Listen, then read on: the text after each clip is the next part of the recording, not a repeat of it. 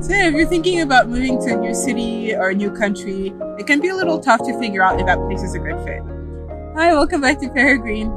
Since this channel is pretty new, I wanted to make a video to tell you a bit more about myself and specifically the last big moves I made over the past few years and share the ways that I've been thinking about those to maybe help you out too.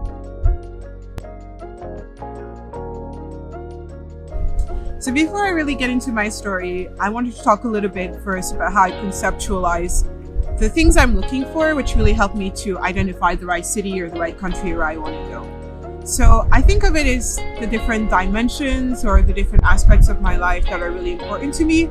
And for me, this would be in no particular order, like my family, social life or friends, romantic life, career, education, closest to nature, kind of a general vibe or chemistry I have with a place.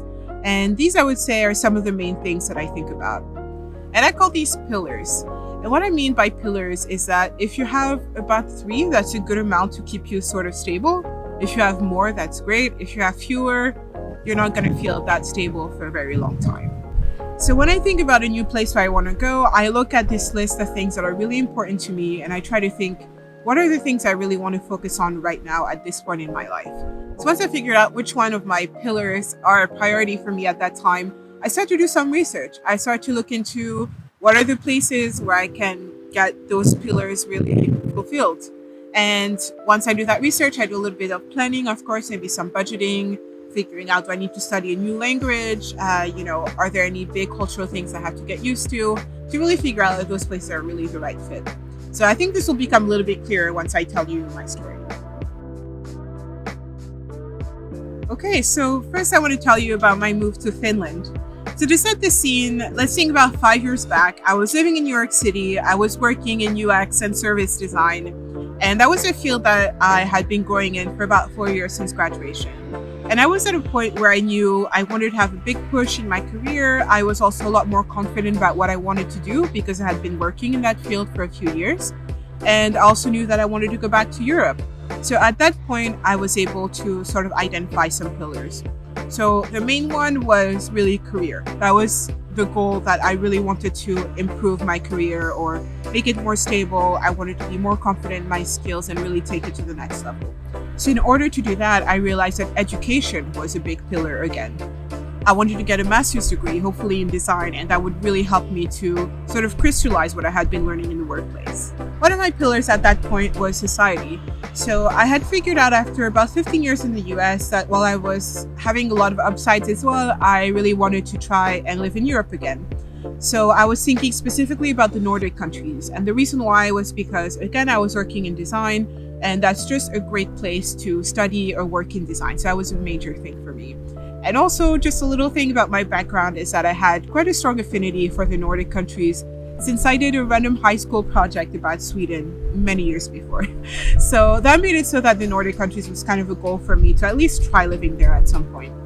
Another pillar for me at that point was friendship or social network. So I knew that I was going potentially to a completely new place, and it was really important for me to have a nice group of friends who really support me and make me feel not so alone, because I was not going to have my family around, I wasn't going to have any old friends around. So that was definitely a goal for me going into it. Okay, so once I had identified all those things, I started to apply for programs, and I identified a really great program at Aalto University in Helsinki. So that's where I ended up going for my master's. So now that I've talked about the pillars, I want to tell you a bit about what happened once I was in Finland, in Helsinki. How did I make sure that I actually fulfilled those things? So first, let's talk about education. That was, again, really the thing that took me there. I was in a program that really ticked all the boxes. I was quite happy about it, and I really made sure to take full advantage. Going to an art school for me was a new and exciting experience. So I also took courses in drawing. I took some random sort of expression through art course where you could really do anything you wanted. And well, that's not something I use in my job now necessarily, but when else was I going to get a chance to do that again? In terms of friendship, which was again one of my pillars to really feel well surrounded, I really hit the ground running. I knew that it was going to be important for me to be really proactive, to meet people and make friendships. So I actually started a Facebook group for my master's program before even arriving in Helsinki. So I started adding people who are accepted into the program and really connecting really early on. And once I was in Helsinki, I joined the student government. I threw themed parties every few months. I was really active just on campus meeting people. And that really allowed me to feel a lot less alone than I could have. And I'm really glad I took that step even before getting there. Something that was not one of my pillars coming into Helsinki was romantic life. So of course I was, a young person in my 20s. It's quite expected that I would date. But knowing that Helsinki is quite a small city compared to Paris or New York and that it's so homogeneous, I wasn't really expecting that I would have such an active dating life.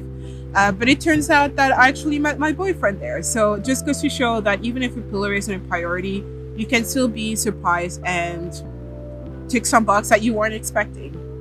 And something else that I found out about myself in Helsinki was that closeness to nature was important to me.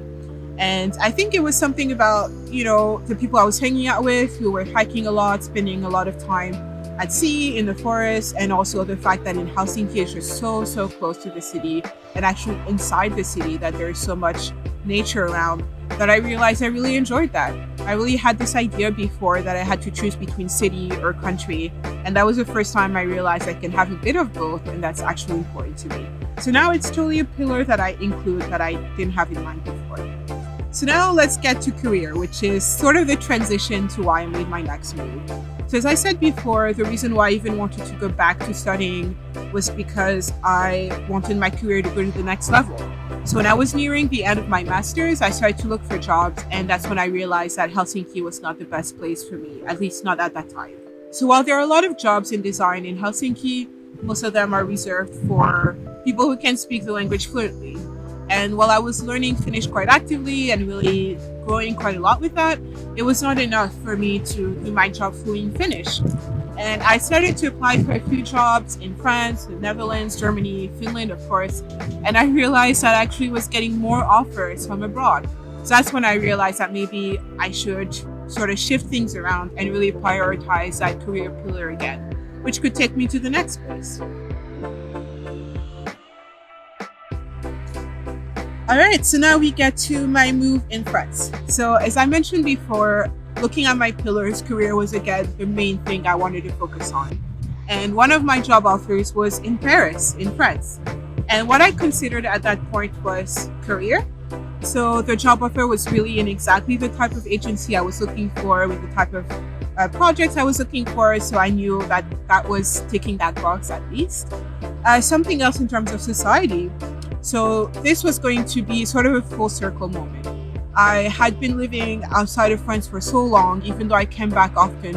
It was really important to me to be able at some point in my life to really go back and reconnect and feel again like that was my home, because I'd been going around this whole time telling people when they ask me, oh, I'm from France.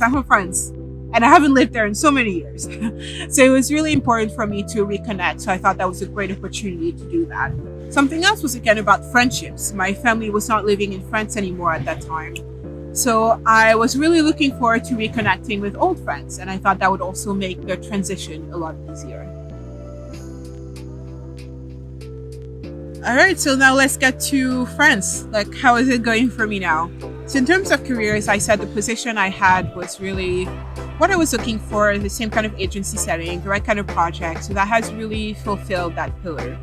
In terms of society, it has been a bit tricky because coming back to France has been really nice, being sort of home again and really reconnecting with my childhood home country. But it's been also a bit weird. So many things I've missed. Sometimes I feel at home. Sometimes I feel like I'm a little bit out of the loop. But overall, I'm really happy that I came back. And in terms of friendship, it's also a little bit of a mix because I was definitely able to reconnect with some of my old friends, but I totally underestimated the need to also meet new people. And that's kind of hard to do, like in Paris or New York or any other big city. Meeting new people, making new friends can be really difficult. And I'm still working on that. And I'm also a bit of a hybrid, so to speak, because on the one hand, I'm not like this complete expat looking for an expat bubble. But I've also been gone from Paris for so long that I don't have at this point this really solid group of friends that I've had over the years. So I'm still working on that, definitely. So what's next? As you can tell from my story, over the past 5 to 10 years, career has really been the main pillar for me. But now I'm at a point where my career is quite secure, so I can really focus on the other pillars a bit more.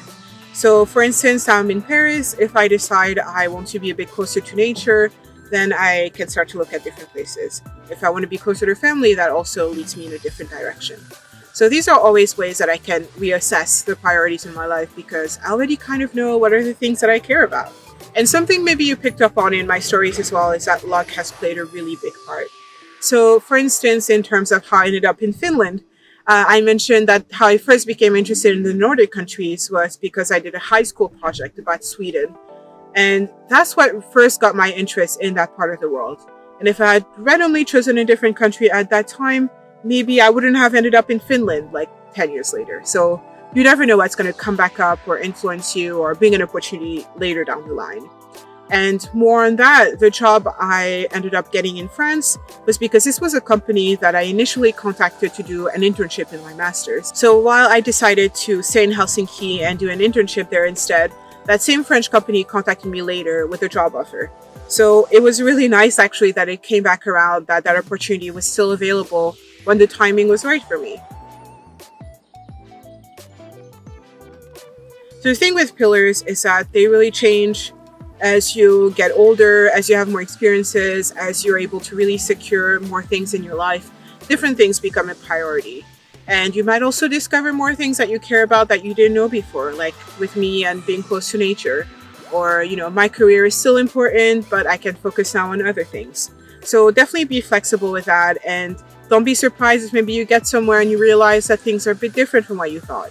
And also luck. Luck plays a big role. Sometimes you may need to seize an opportunity even though it wasn't really in the cards, but it might take you in a really interesting direction. Alright, thanks for watching this video. Let me know in the comments below if you're thinking about making a move. What are you taking into account? Maybe you've moved already. How are you making sure that helps you meet your goals? And of course, like this video and subscribe to hear more from me. Thanks for stopping by. See you next time.